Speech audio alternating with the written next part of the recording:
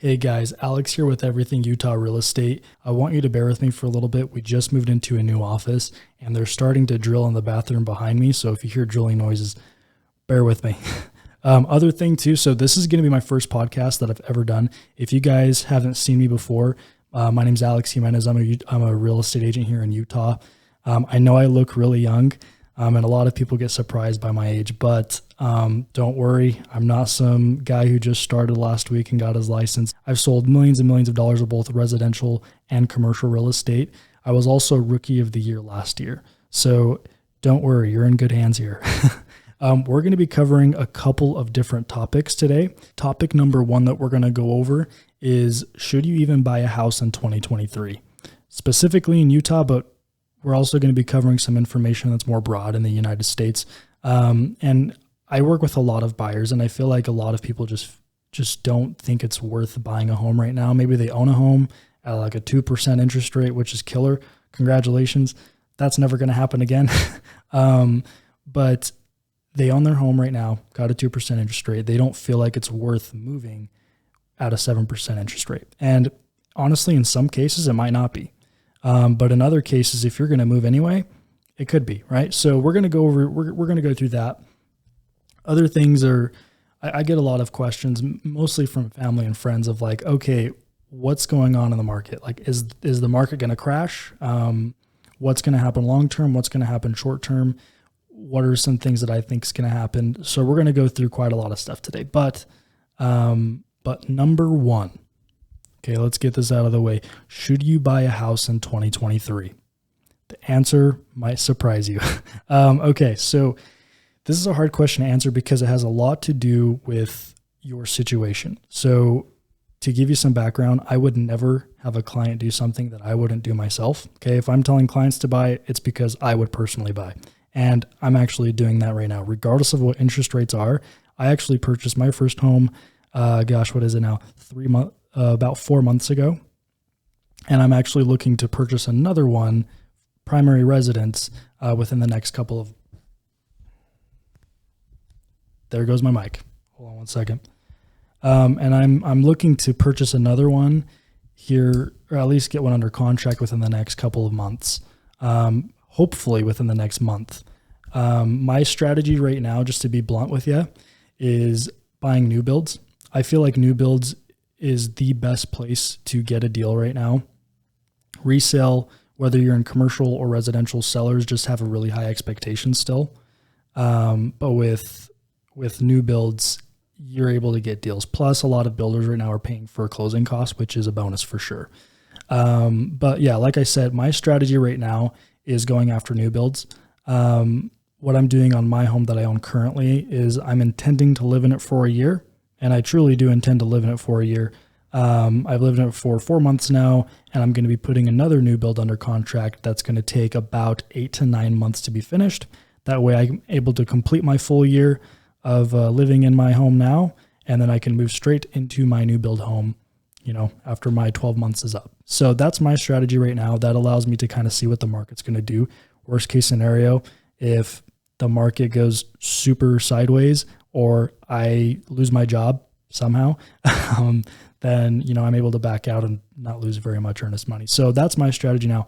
Anyways, moving on. Should you buy a house in 2023? Depends on your situation. Here's the deal. If you own a home at a 2% interest rate, congratulations. Like I said, the chances of us getting to 2% or even 3% again is extremely low. Very almost statistically impossible low. So if you're waiting for rates to get down to 2% or 3%, that's a pipe dream, probably not going to happen. So there's always going to be that underlying problem that people are always going to have, right? Rates are too high, prices are too high, whatever the case is. So people wait. And then what happens when they wait, prices end up going higher. So then they end up paying, $10,000, $20,000, $30,000 more for a home than they would have if they just moved sooner. So that's the thing, is if you're going to move in 5 years, it's almost always better to do it now. You're almost always going to save more money doing it sooner, because over the last 30 years, the average appreciation rate in Utah is somewhere between 5 and 6%.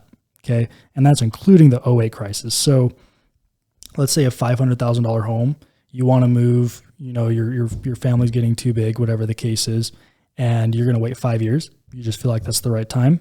In 5 years, that home is going to be, there we go. You're going to be paying over $125,000. So that $500,000 home is now worth $625,000. Okay. Because you waited, versus if you bought it now at $500,000, you would have saved yourself $125,000. Okay. And here's the thing is, like I said, if you own a home at 2%, at a 2% rate, it's probably best to not sell it, to be blunt with you. Like I make a lot of money selling homes and helping people buy homes. But in a lot of cases, I recommend my clients to actually keep their home because of the low interest rate, because they could put a renter in there and just cash flow like crazy and help offset the mortgage in the new home that they're moving into, right? And then when rates eventually come down, whether they're coming down to 6, 5, or 4%, whatever the case is, and prices start increasing because of that, if they decide to sell their older home, they actually end up making more money that way too. Because here's the deal. So the average purchase price back in April when the market was crazy was $657,000, the average purchase price in Utah. Okay, almost $700,000, which is crazy. People never thought it could get to that point. And that's when rates were like 3 or 4%, which was awesome. Okay. And then now, after rates doubled, now they're like 7%. Right now, the average purchase price in this very moment, actually, I'll tell you, I'll actually refresh to give you the most accurate data. Let me tell you right now. As of today, the average sold price in Utah is $624,000. That takes this entire month, between July 12th or June 12th and July 12th, $624,000. That's the average sold price. And rates are over 7% for a conventional loan. So even though rates have doubled, our home prices haven't come down very much from our peak, okay? And I feel like a lot of people don't quite understand that because they see, rates are going up on affordability. People aren't able to afford homes, so that means prices are going to come down. Well, they do come down, but guess what? We have people moving in from California. We have people moving in from Nevada, Idaho, Virginia, believe it or not, New York, all over the place, and they're coming here. We were one of the fastest growing states per the last census. Actually, I believe we were number 1. So we have tons of people moving in here, and a lot of those people have more money than the average Utahn, which is making prices go up. That's just how things work, right? So that's the problem with waiting. I wouldn't, if you're going to buy a home within the next 5 years, for sure, if you can afford it right now, meaning you can afford the payments, hell, if you talk to me, I could probably get you an interest rate buy down to help with your payments. That way, when, rates do come down, you're able to refinance and get you a possibly better rate. So that way you can help with your payments that way as well. So that's the thing. If you're going to buy a home within the next 5 years, do it now.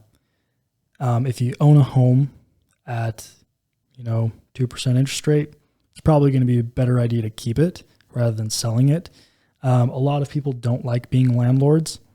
Totally understandable. I promise you're going to make more money doing that. But if you don't want to be, more than happy to sell your house. But I will advise you, it's better to keep it. Just because instead of appreciating on one property, you're going to appreciate on 2 properties, and you're most likely going to cash flow on your primary residence, your original primary residence. So that's the other thing. And there's a lot of other options. Like there's a ton of house hacks out there. There's actually a builder who builds homes with ADUs, legal ADUs. And if you don't know what an ADU is, it's called an accessory dwelling unit. Basically, it's basically a basement apartment that has its own separate entrance, probably separate parking as well. And you can get those in the mid 6s pretty easily. There's 2 builders that do that, one in Utah County and another one in Tooele County. So there's a ton of options to help offset your payments. If you're worried about payments, there's a lot of options out there to help offset them. But yeah, like I said, if you're going to buy within the next couple of years, do it sooner. And number 2, Will the market crash? Okay. So there's a couple ways I can answer this. Short term and long term. Okay. First things first, nobody knows what's going to happen. If they tell you they know what's going to happen, they're lying. Promise you. Whether it has to do with the stock market, real estate market, bond market, futures market, doesn't matter what market. If they tell you they know what's going to happen, they're lying straight to your face. Nobody knows what's going to happen. That I can tell you. But as agents, being in it every single day, doing this as a full-time job, dealing with buyers, dealing with sellers every single day, I can definitely give you an idea of what I think will happen within the next, year to 10 years. So short-term and long-term. Now, my long-term guess is definitely going to be more accurate than my short-term guess, but I'll give it a shot both ways. Okay. So here's what we're seeing right now. Yes, interest rates are high. But we are starting to get into a more normal market. Inventory is starting to increase again. We're just going through one of those cycles, right? So March, April, May, June, July are some of the busiest times for sellers for the entire year. Those are the busiest time for sellers. That's when the lowest amount of inventory is on the market. That's when the highest amount of buyers are on the market because, kids are getting out of school. They don't have to worry about that. It's not cold outside, right? Believe it or not, that has a huge effect. And then as we get into the latter months of the year, it starts slowing down. Inventory starts increasing. Buyer pool starts drying up. That's just what happens. It's a normal real estate market, a normal real estate cycle, okay? And we're starting to see that again. So I think we're going to be returning back to normal. I don't think we're going to see the crazy, 30% increase in home prices. And interest rates increasing are definitely helping that. For sure. Interest rates increasing are definitely helping buyers slow down, pump the brakes a little bit, and it's actually kicking some buyers off the market because they genuinely cannot afford it. No matter how bad they want to buy a home, DTI is too high, whatever it is, they cannot afford it. So that's helping for sure. Me personally, I want it to crash. Sounds crazy because you're like, well, you're going to lose your job. Probably not. Definitely not. I would love it if home prices drop 50%. Is that possible? No, I don't think so. Something crazy would have to happen. And if home prices drop 50%, it's because they lose their value. And I don't mean they lose their number value. It's because they lose their intrinsic value. So they will lose, for example, if you're investing in real estate, ton of tax benefits. Obviously, you're getting appreciation, all that crap. Okay. Something along those lines would have to stop, meaning you'd have to lose all the tax benefits of owning real estate. And home prices, for some reason, long-term would have to start coming down instead of going up. Similar to what's going on in Japan. Japan, my understanding at least, is Japan home prices don't increase. Their economy just works different than ours. And it's not based on real estate. So don't invest in Japanese real estate because you're not appreciating. I don't know if there's any tax benefits of owning real estate down there. So it's it'd have to be similar to that. And it would have to be pretty much overnight for home prices to drop 50%. Now, something similar to 2008, where it dropped 20%, that's definitely possible. It happened once. It could very well happen again. Now, the reason it would have to happen is something crazy. So if you don't know, the 2008 crisis happened basically because of lenders, right? Lenders, I could walk into a bank, say I make $1 million a year, and get a loan for, a $10 million home, just because I said I make $10 million. I said I make $1 million a year, which I don't make $1 million a year, unfortunately. And they wouldn't have to prove that I do. It would just be off stated income. They were called ninja loans. Okay. So no income, no job, no assets. And that kind of a thing doesn't happen. So like I said, I purchased my first home a couple of months ago. And the process of buying it was very stringent. I was actually impressed with, I would feel like a crash happening because of lending is statistically improbable, like very low chance. Now, nothing's impossible. When I say something's going to happen or not, I don't tell you if it's going to happen or not. I will give you a probability. Now, the probability of something like that happening is very low, like 1% probably. So very low. Now, if we get into a bad enough recession, now historically, let me get into this. Historically, recessions don't affect real estate too much. And what I mean by that is really the outlier with this was 08. 08 affected real estate quite a lot. It was because the whole 08 crisis happened because of real estate pretty much. So for a crash like 08 to happen again, we'd have to see something crazy happen. And like when I say crazy, it would have to be a recession, and a crazy hard recession.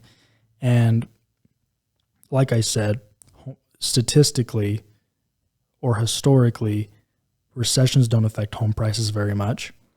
Very little. Sometimes they go up during a recession. Sometimes they come down a little bit during a recession. Sometimes they just stay flat. And the biggest thing with that is just how it affects jobs and affordability.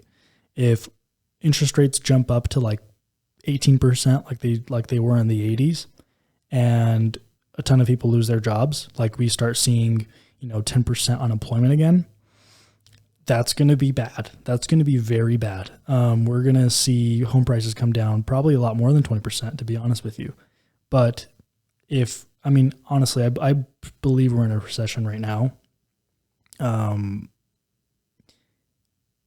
If the problem with our recession right now, and why I don't think it'll affect real estate, is because our job market is very strong. Not just in Utah. Like historically, the Utah job market is a lot stronger than the national job market. But just through the whole U.S., the economy is pretty strong. Like our unemployment rate is, I believe, nationally 3%. Utah is like 2.3%. And that's very low. Like healthy range is anything below 5%. Actually, you want to be between 3 and 5%. Anything below 3, that's when you start seeing inflation, right? And the reason is because if everybody has jobs, everybody's able to afford things, everybody's able to buy things, supply and demand. If everyone has demand and there's supply and the supply starts drying up, prices go up, which is exactly what's going on with inflation right now. So we actually want to have an unemployment rate around 3 to 5%. That's pretty healthy. And we're teetering on that edge right now. And every single job report that comes out, more jobs get added to the market, more jobs get filled to the market, and it's hurting inflation, which is why we're seeing, inflation go up and the Fed start freaking out. And the only thing they can do is raise interest rates. And when they raise interest rates, it doesn't affect mortgage rates. That's a huge misconception. When the Fed increases interest rates, they're increasing the federal funds rate, which is like the prime rate. So think of like your credit card, your car loans, your commercial real estate loans. Anytime the Fed increases rates, it affects those. It raises those. What ends up happening when short-term rates like those start increasing, that actually puts a downward pressure on mortgage rates or long-term rates. So every time the Fed increases rates, it's actually kind of a good thing for the mortgage-backed security market, or for mortgage rates. Okay. So I'm going off on a tangent here, but long story short, recessions don't affect real estate prices very much. The only way that this recession could affect real estate prices is if we start seeing unemployment skyrocket. Like in Utah, I actually have it written down here. In Utah during the 08 crisis, so in 07, our unemployment rate for Utah was 3.3%. Nationally, it was 5%. In Utah in 08, it was 5.2%. Nationally, it was 7.3%. And in 09, which was like the peak unemployment, in Utah, it was 6.7%. So a little over that 5% mark. And nationally, it was 10%. So we'd have to see for it to affect Utah really bad. And keep in mind, during the 08 crisis, Utah was definitely affected. Like every state was affected. Utah didn't get hit as hard just because we have a very diverse economy, meaning like people work in all sectors. not just like one sector, right? Not just tech or not just industrial jobs. They work in everything.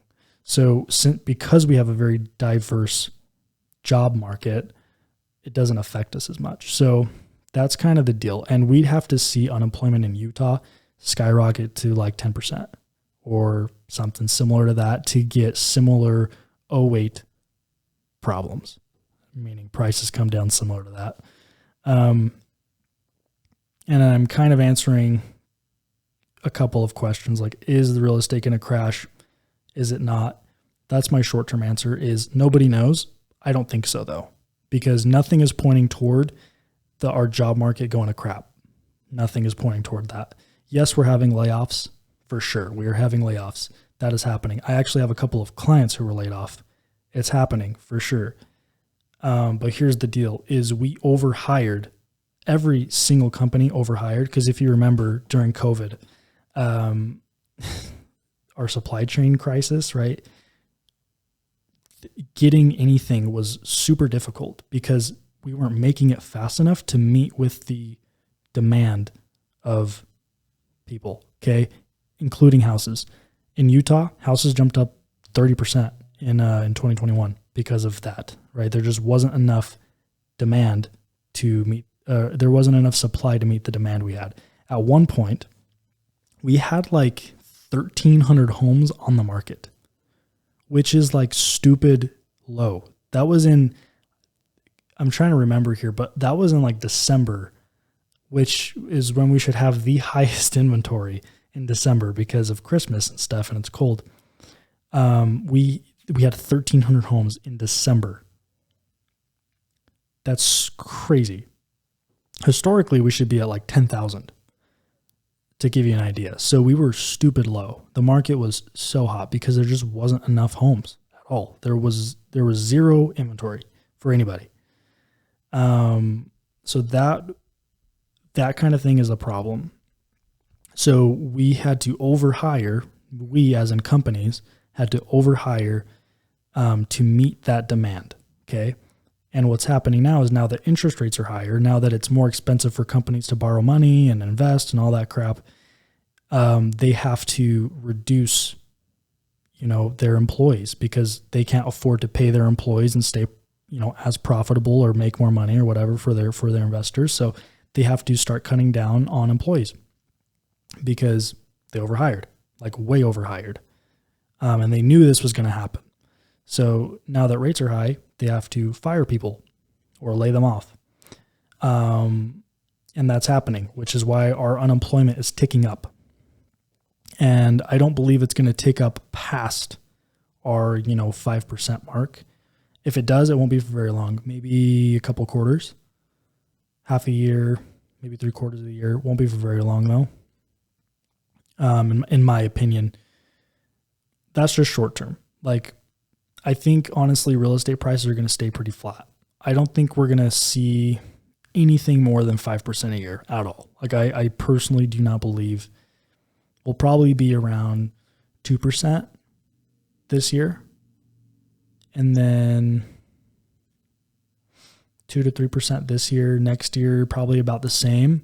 Every year after that, we'll start seeing an increase all the way kind of to our average 5% is honestly what I believe will happen. So short term, I don't think a crash will happen. I think we'll stay pretty flat.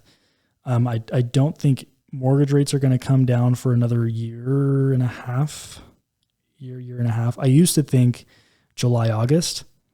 And then we had job report after job report after job report come out with good news, meaning more jobs, which isn't good news for inflation at least. And when inflation's higher, mortgage rates are higher, which we don't like, right? So I don't think it'll probably be another year and a half before we start seeing mortgage rates come down, but we'll have to find out. I don't really know, honestly. I don't have the answers, unfortunately. And neither does anybody else, but that's just my best guess. Okay. And number 3. So kind of going back to unaffordability and what can cause a crash, let's brainstorm here. Because like I said, I want real estate to crash. What kind of things will cause real estate to crash? Now, there are some political things going on. Okay, there is a war. Okay, those wars can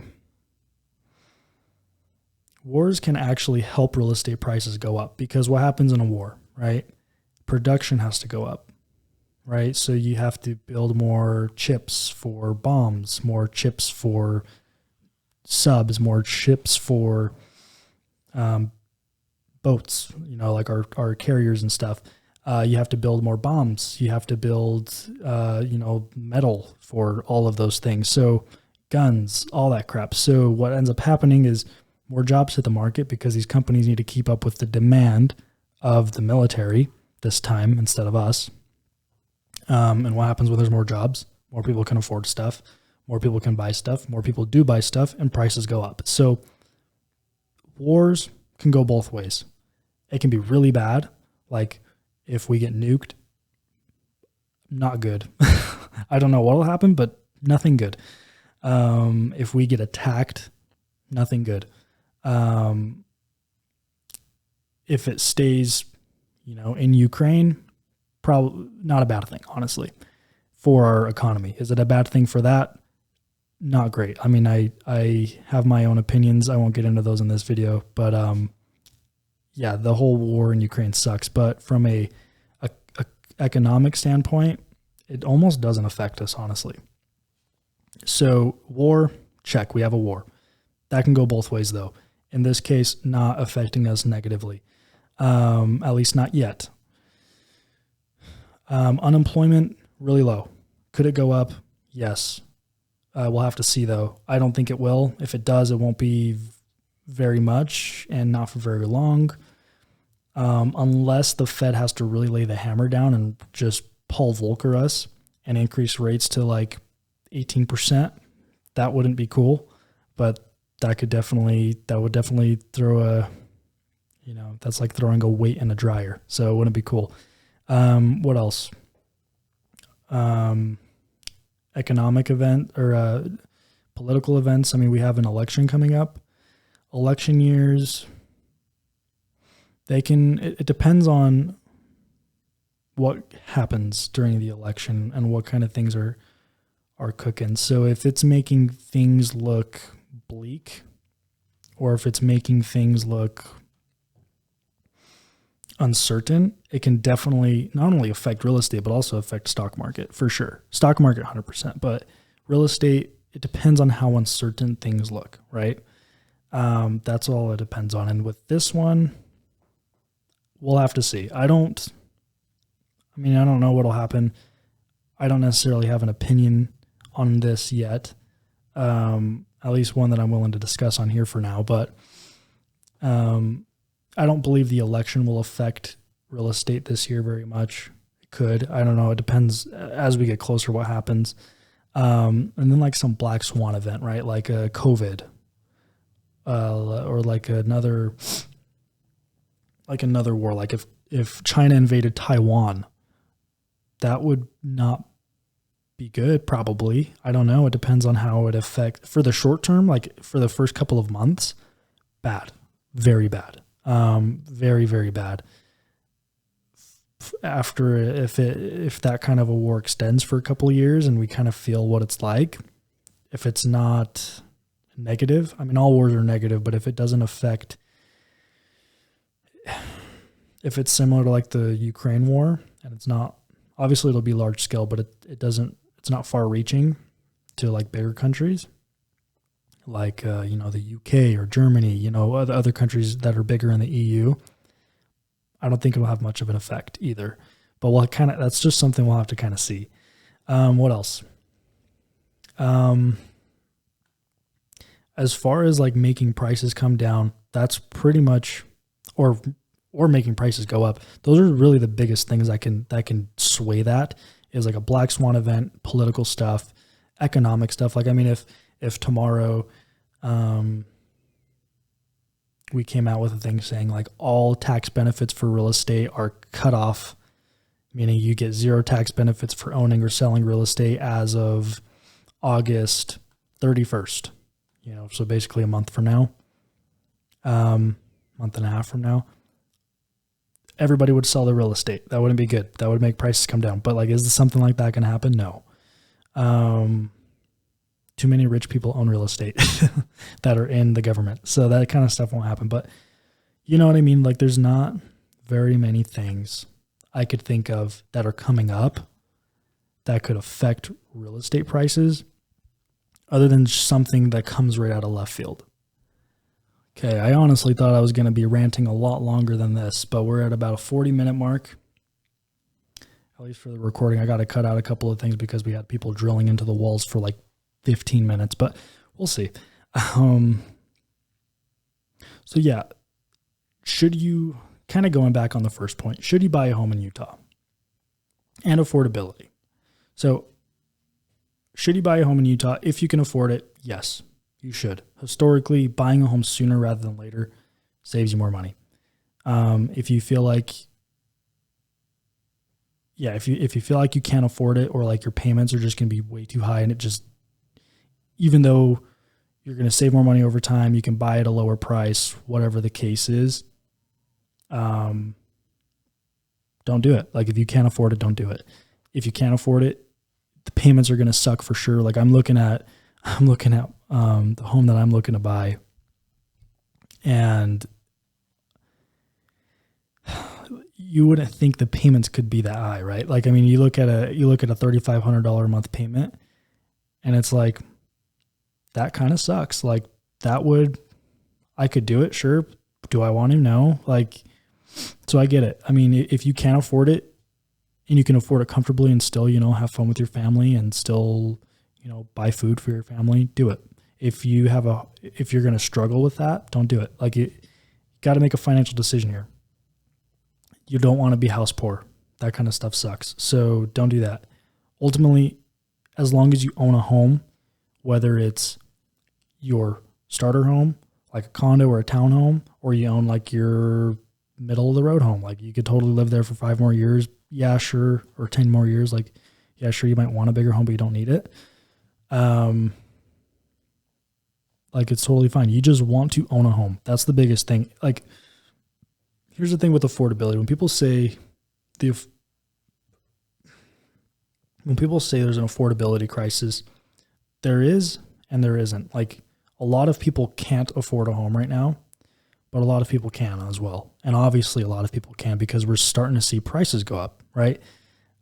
Still, even with the rates the way they are. And if rates hit 8%, is that still going to happen? Probably. Like there's still going to be people that no matter what the market's like, there's always going to be people buying and selling homes.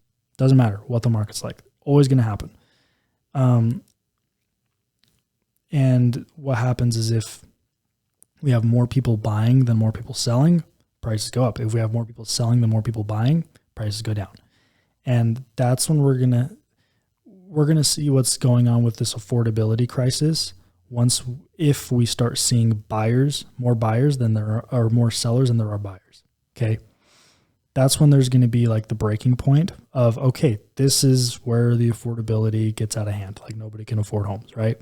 Right now, even first-time home buyers that don't have a home to sell to put down money are buying homes. There's so many ways to buy homes and make it affordable, like rate buy down options and down payment assistance options, that buying a home is honestly easy, to be honest with you. Now, making the payments is a different story. Like I said, if you cannot make the payments on a home, don't buy a home.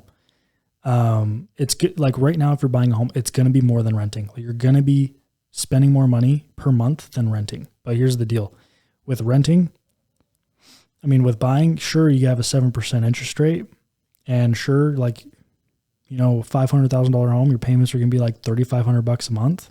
It's going to suck for sure. But here's the deal is you're going to get appreciation, whether you're getting it in a year or whether you're getting it in 5 years, you're going to have appreciation.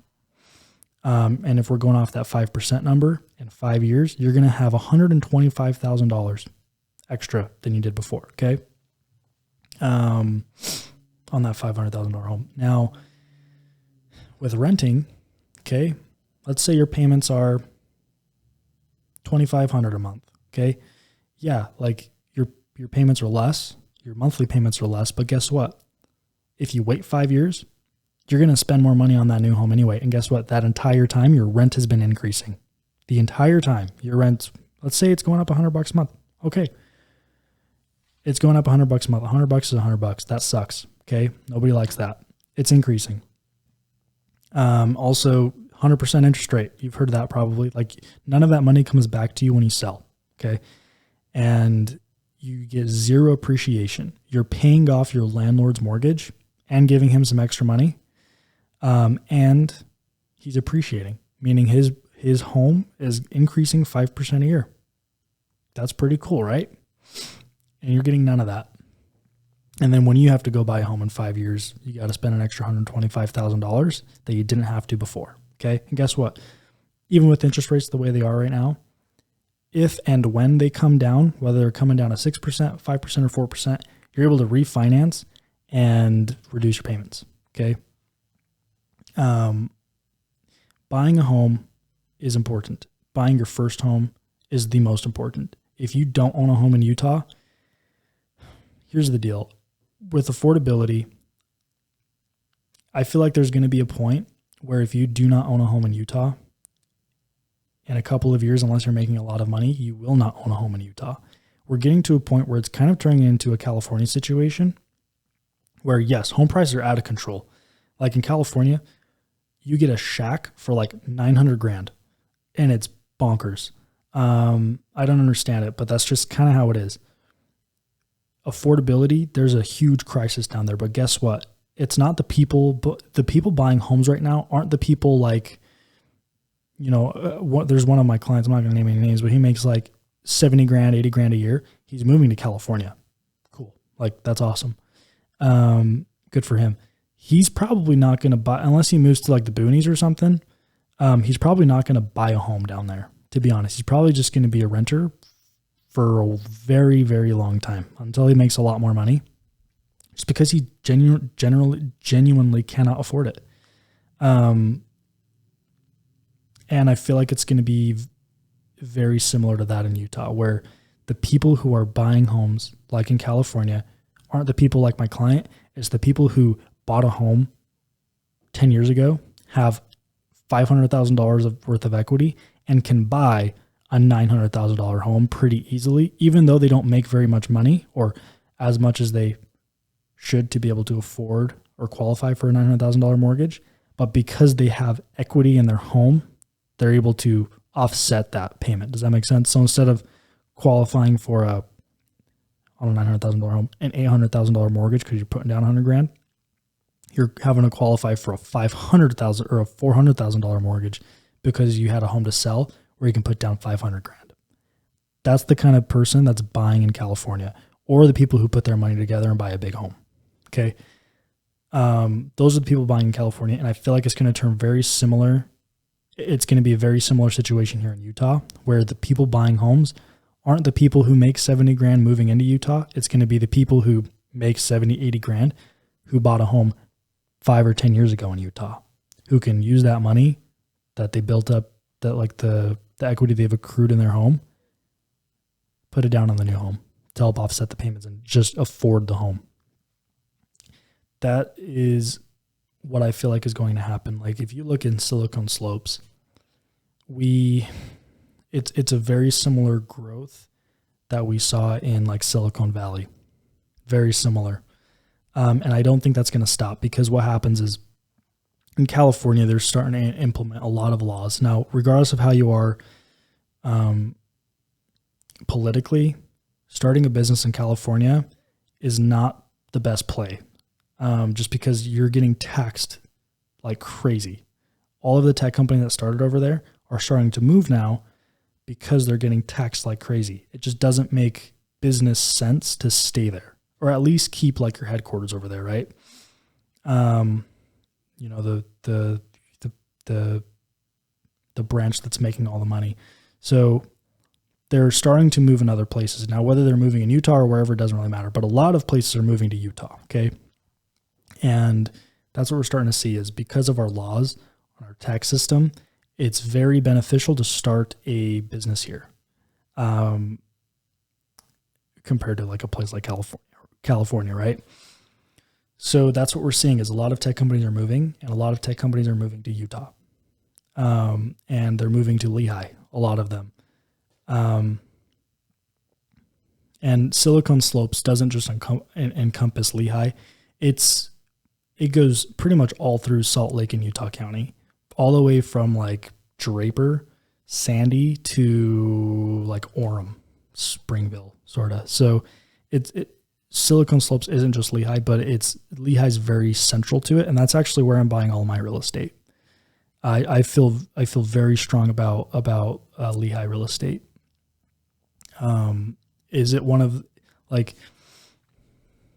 to be the fastest growing?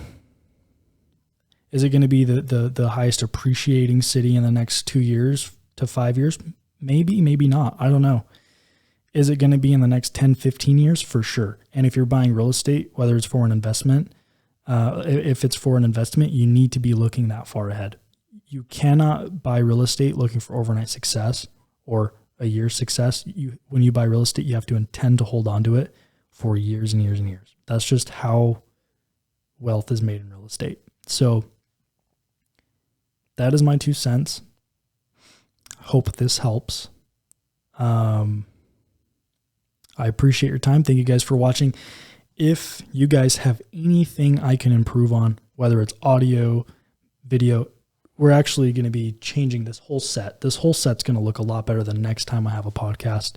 And I'm also planning on having a couple of guests on. So when I say guests, these are going to be people that I've set up relationships with, business relationships with, and they are people that I trust, genuinely trust, to do their job. So for example, if I have a financial advisor on or a lawyer on or a CPA on, these are people that I trust. Either I work with, they do my own personal stuff, or I just trust them, right? They do a lot of business. They have great reviews. I've talked with them. I've vetted them. They're people that I trust. So I'm going to have guests on that can add a lot more value than just me talking, being a talking head. And I want you guys to please follow me on social media. Okay. So follow me on Instagram. I'll put up my Instagram right here. It's Alex Jimenez, spelt with an H. So alex.jimenez. Follow me, because every time I have a podcast, I'm going to be sending out a story or something asking for any questions. So if I have a guest on, I'll tell you who my guest is and what they do. If you have any questions, those are going to be the first things on the podcast, or the questions. Okay. So please follow me on social media if you want your questions answered. If not, don't do it. If you want to see what my life is like, feel free to follow. But yes, so I'm going to be very consistent with these. I will be doing market updates. I will be doing videos like these. I will be having guests on.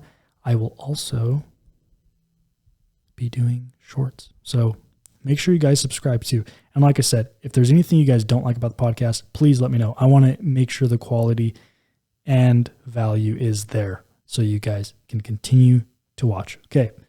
Thank you for your time. Appreciate it. Bye.